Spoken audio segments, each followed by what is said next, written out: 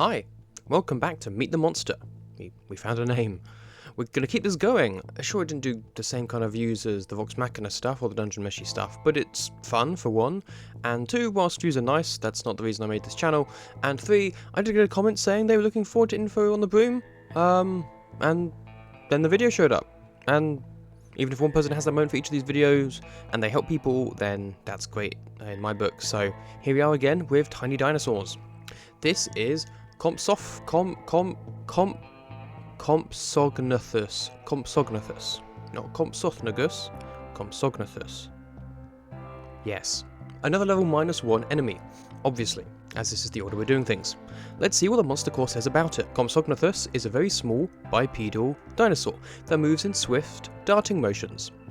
Its bite injects a venom that causes numbness and weakness, a trait the animal uses to bring down larger prey, although it prefers to scavenge or snatch insects and other small creatures for meals. Compsognathus is curious to a fault, often getting itself into trouble. It measures 3 feet long from head to tail and weighs about 15 pounds, small enough to serve as a house pet or familiar for a spellcaster, which is pretty fun. In cases where magical links aren't involved, however, those keeping the creature as a pet would be well advised to treat it with the same caution one might a pet viper or poisonous reptile, as they are partly tame at best. Okay, now how accurate is this to the real dinosaur? As far as we know anyway. Well, I have a friend who is very into dinosaurs, and so I asked him how well it relates to what we know in the real world. I said for a couple of lines, I got many paragraphs, so we're going to summarise. Compsognathus, sometimes known as a compy or compies, as a more usual name in the dinosaur fandoms from Jurassic Park, are small bipedal, and we've got another big word, coelurosaurid dinosaurs. I'm sure I butchered that, and as such are closely related to tyrannosaurs.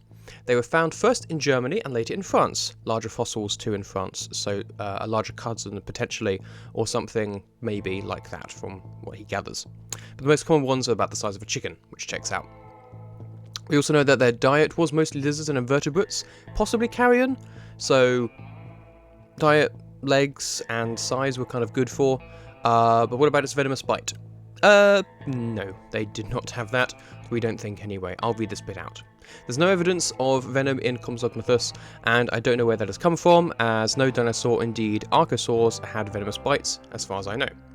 I can only assume this comes from a debunked paper on the Dromaeosauridae, Sinornithosaurus millenii, or possibly a pop culture understanding of Dilophosaurus thanks to Jurassic Park.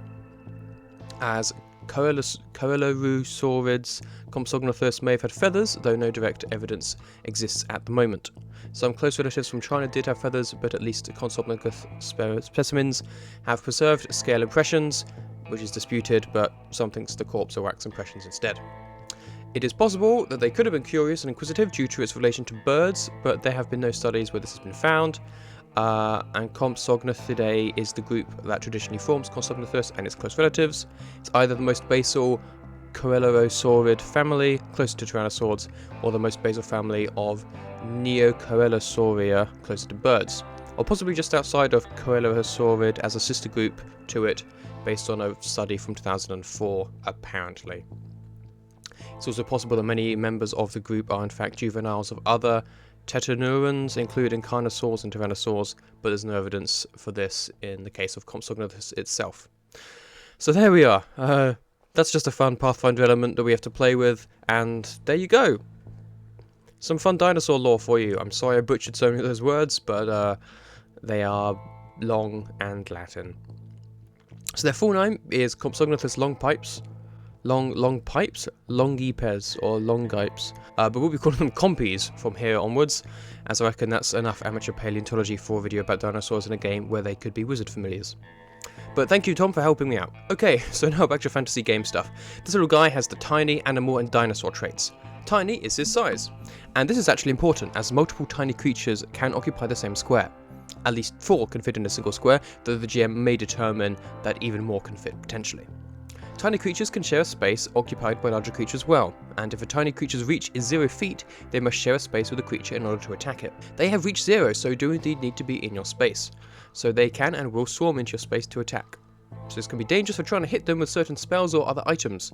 The animal and dinosaur traits should be rather self-explanatory, but to clarify, an animal is a creature with a relatively low intelligence, but it does typically have an intelligence attribute doesn't typically have an intelligence attribute over -4, can't speak any languages, and can't be trained in intelligence-based skills. And the dinosaur simply, these reptiles have survived from prehistoric times. Yeah, makes sense. Now, the animal trait is important as it lets us know that if we cast a speak with animal spells, we could talk to a compy, or attempt to, and that it can be trained, just not with intelligence-based skills. They have 8 hit points as standard and an AC of 15, so the same as the broom, though it won't change from that as there's no hardness here, this is a living thing. Likewise, they have a couple more hit points, but those are going to go as soon as they take a hit, as there's no resistance to reduce the number first. So yeah, even with a low-level party, these things aren't going to be very threatening by themselves, and really could be used just as an interesting familiar, house pet, or even some kind of quest giver. Maybe there's a mysterious white compy that takes the party where they need to go. Who knows? But if we are considering them as a combat encounter, you're definitely going to want a few of them to make them more threatening. Moving on to skills, and saves them. They have a +6 in acrobatics and in stealth, makes sense as they are small and quick, and as such the reflex saves are a +7, which is pretty high.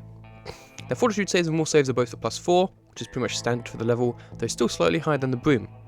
Based on Pathfinder's recommended saving throws for a level -1 creature, 5 is moderate, so just below that, and then obviously the reflex save is quite a bit above.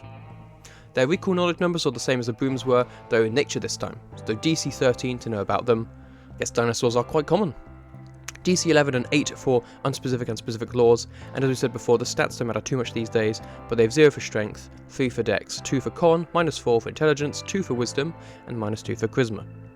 They are pretty quick, with a move speed of 30 feet, and they also have a swim speed of 15 feet. They have one attack they can make, which is their jaws. This attack has a +7 to hit, which has a moderate high level for level -1, and it deals 1d6 damage, and Compsognathus Venom. 1d6 is quite high, but it has no modifier to the damage, which takes the edge off a little bit, but it does have a Venom too, so let's take a look at that. The Venom counts as a poison, in that it deals poison damage. An item with this trait is poisonous, and might cause an affliction, and that is what this does. When you get bitten, you have to make a DC 16 fortitude save, which isn't low, to be fair. If you fail, you take 1d6 poison damage and become enfeebled 1. This is stage 1 of the poison. If you critically fail, you'd go straight to stage 2, which is instead 1d8 poison, and you are still enfeebled 1. This poisoning can only last for a maximum of 4 rounds. You can save again on each of your turns, succeeding above stage 1 to remove the affliction, but if you keep failing, you'll stay on stage 2, or flip between 1 and 2 potentially. And this, more so than the broom's dust, is pretty dangerous.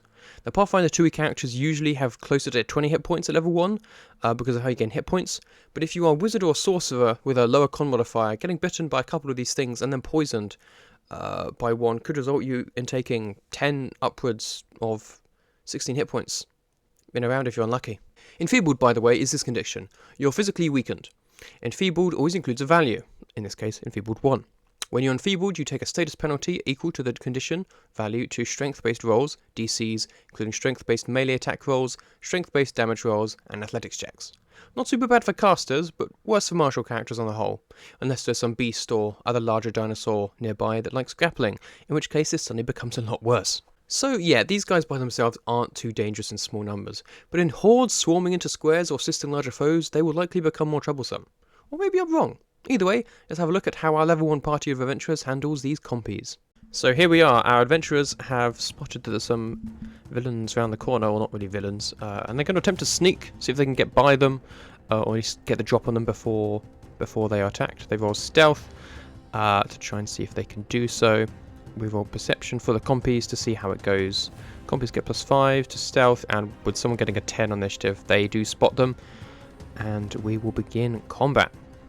Wait, everyone to initiative. One of the compies goes first. These guys are small, so the movement doesn't get them super far. So this one can get round and make one attack. Rest to spend 2 actions moving and try to attack Masal, but it misses. She's quite a high AC at 18, and it only rolled a 7. When you see, we'll do a courageous anthem, boosting everyone's attack and damage, and then cast shield on herself, and then forget she has a third action. That's my bad. I apparently missed that one. I guess. Masal will fight back against this thing, dealing maximum damage. That's one compy immediately dead. Again, these things don't have a lot of health, and as a fighter, she is pretty good at hitting stuff, especially with that Courageous Anthem bonus. She's going to move forward and raise her shield to try and protect some of her squishy allies, which one of these compies spends 2 actions moving and attacks, and just misses thanks to that raised shield. Exemplo is up next. He's going to keep his pupper back and move forward himself and try and cast Acid Splash on this guy. which will hit, dealing 6 points of damage, nearly killing that one, and 1 splash damage to surrounding area, dealing onto the other compy as well. If I've understood splash damage correctly. Ray's up next. He's going to move forward and around. He's going to shoot the one in the same space as Masal, but he will shoot that one down there. But he does miss. The 12 is not high, he only rolled a 4. This one will catch up to him and try and take a bite, but it was a 5 there, not rolling particularly well. And having to move a long way, so only getting 1 bite. The other one will go and try and attack Masal. This one had to move less far, so he did manage to get a hit off, which does deal a d6 of damage, but that was only 1. And she absorbed the damage, which means, with the way I run anyway, she doesn't have to take any damage from or any venom. We get 2 more compies coming in to see what all the fuss is about and join initiative, though they are quite late. When you see is going to throw Courageous Anthem back up for her allies. +1 to attack and to damage is always useful. And to fear effects, but you know, that's less useful here. She's then going to try and cast Daze on one of the compies, which is a success. It has to make a will save. So it takes half damage, but 3 damage for a compy is, you know, a fair amount of damage, which with Masal's attack against it, again, she can easily finish off. She takes a swing with her shield at the other one and rolls a natural 20. That is going to squish it. That is another compy down.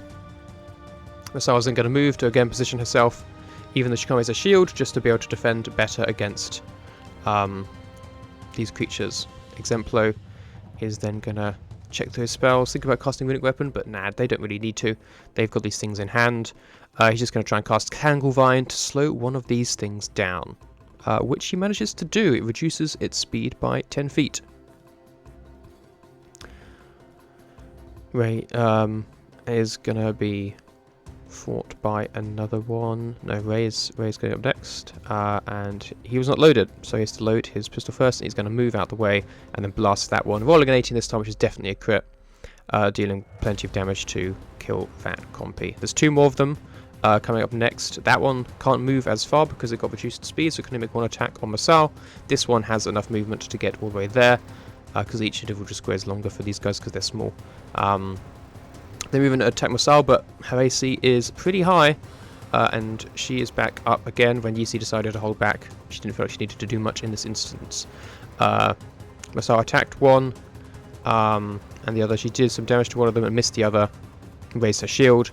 Exemplar came up and it's going to blast one with Caustic Blast, which is an area burst, which is going to cast Masal, but he's hoping that that shield up is going to be enough. One of these compies made it, one of them did not. And Masal also make it, which is enough to kill one compy, damage the other. Masal can easily absorb all the damage. And then Ray is going to move up to the one and try and hit it with his buckler, dealing enough damage to take it out. So there we go. So once again, we can see that they aren't very tough, but that's okay. There are many ways that they can be used. For a start, it's worth pointing out that adding a couple more of these would already really flip the tables due to pure action economy. If a couple of these things are going to hit on you for a couple of rounds at level 1, even if you fail one of those poison saves, that's a good chunk of your hit points gone. As mentioned in the description, these versions of dinosaurs can be trained, so you could have one as a familiar for a wizard, or perhaps some kind of lizard folk shaman or similar, or a few of them as fighting alongside a group of hunters in the place of wolves or hunting dogs due to the different environment they reside in. We can also utilise their swim speed. 15 feet isn't super quick, but I reckon you could have a fun set piece on a boat where a few of these things come to investigate and potentially attack if not handled well, whilst the party are trying to investigate something under the water or navigating challenging riverways. Or you could have some of them attack during a combat that's already occurring on a boat, and now there's another faction involved in the melee that's just hungry. As will be the case even with a bunch of these level -1 creatures, I reckon using them as low difficulty encounters or fodder works fine, but trying to find more interesting ways to add them into combats or exploration situations can be just as much fun, if not more so. Obviously, to scale these guys, you could increase their damage, effects, the DC of the poison, as well as how much damage the poison does, as well as making them elite enemies. But I think using them to harry a party whilst dealing with a larger threat or another problem is a good way to go. So that's the Compsognathus. Yeah, Compsognathus. We're never going to get there. If you have any other ways you'd used it, or any other changes you've made to them in the past, please let me know down in the comments below. Otherwise, that is it for this week. Thanks for watching. Please like and subscribe, and ring the bell for notifications if you've enjoyed this. I'll have another one out within the month. Next up, we have something quite different again. The Crawling Hand. Spooky. That'll be a lot of fun, I'm sure, so I'll see you there. Goodbye. Cancel that, we're not quite done. On editing, I discovered I'd completely missed perception, and finding that, I found another bunch of stuff that we also need to cover for the compy, so we're going to add that here at the end. Sorry for missing it in the main video. Compies get a +5 to their perception, which is middle of the road for a level -1 creature, but that's okay, as if they're rolling initiative, they might be able to use stealth, which is a +6, which is slightly better, but also because they have an imprecise scent. They also get low light vision, which makes for seeing in a dense foliage area where there's less natural light, make it easier, which, you know, doesn't make sense, but you probably know about that. Scent's more specific, so we're going to go back to that for now. Scent involves seeing a creature or objects by smell, usually as a vague sense, which we'll cover in a moment. The range is listed in the ability, so in this case 30 feet, and it functions only if the creature or object being detected emits an aroma, so incorporeal creatures usually won't emit an aroma, so you can't detect them via scent. If a creature emits a heavy aroma or is upwind, you may determine that double or even triple the range of the ability can be used, and vice versa if they're downwind, potentially half the ability or something. So good to know, and as this is the first time we've mentioned vague senses, let's tackle that too. A character can have many vague senses, ones that can alert you to something that is there, but aren't particularly useful for zeroing in on exactly where it is. The most useful of these for most characters will usually be your sense of smell. At best, a vague sense can be used to detect the presence of an unnoticed creature, making it undetected. And even then, the vague sense isn't sufficient enough to make the hidden creature, the undetected creature hidden or observed, which is where it differs from imprecise sense, which we will come to momentarily. When one creature might detect another, however, the GM almost always uses the most precise scent available. Pathfinder's rules assume that a given creature has vision as its only precise sense, and hearing as its only imprecise sense. Some creatures, however, have imprecise or precise senses that do not match this assumption. For example, a character with poor vision might treat the sense of vision as imprecise, or an animal with the scent ability may have an imprecise sense of smell, and a creature with echolocation or similar ability to that may have hearing as a precise sense. Such senses are often given special names and appear as echolocation precise or scent imprecise 30 feet. So, like the compy, for example. And to clarify imprecise senses, average hearing is usually considered an imprecise sense. It can't detect the full range of detail that a precise sense can, but it's better at locating something than just the vague senses. You can usually sense a creature automatically with an imprecise sense, but it has the hidden condition instead of the observed condition. It might be undetected if it is trying to use stealth, or in the case of an environment that distorts said senses, so a noisy room in the case of hearing, or particularly smelly room in the case of scent. At best, an imprecise sense can be used to make an undetected creature, or one you didn't even know was there, merely hidden, but it can't make them observed, and we'll deal with the degrees of noticedness another time. So a couple more things this adds for the compy. As mentioned before, this makes them really great trackers, as they can smell you. We did talk about them being used in place of hunting dogs before, but they actually have a scent ability too, so that's great. So even if you've hidden really well, that still doesn't guarantee your safety, making them a lot more threatening. If you're with a hunting party, you might want to deal with them first, because if they find you, then the other hunters or larger creatures that are with them may also be able to search for you with their eyes and detect you too. It also means there's a chance that compies could detect a party moving past them without seeing them, and potentially sneak up on them and get the drop on them without them even knowing. Say if you're walking past a little nest of them that was down in the undergrowth that you wouldn't even notice. Obviously, as a GM, you could technically do this anyway, but it's nice to know that it mechanically holds up. And finally, it means if you did have a compy as a familiar, it can also act as a kind of early warning system. If it recognises or notices a scent within 30 feet it doesn't recognise, it can try and point that out to you. Maybe it's a spy or someone getting in position to try and sneak attack you or something. Have to be pretty close, and the danger is, you know, within 30 feet at that point, but still a fun effect for them and another thing for a familiar to do, which is quite fun. Okay, now that's it. Sorry for missing this in the main video. See you next time.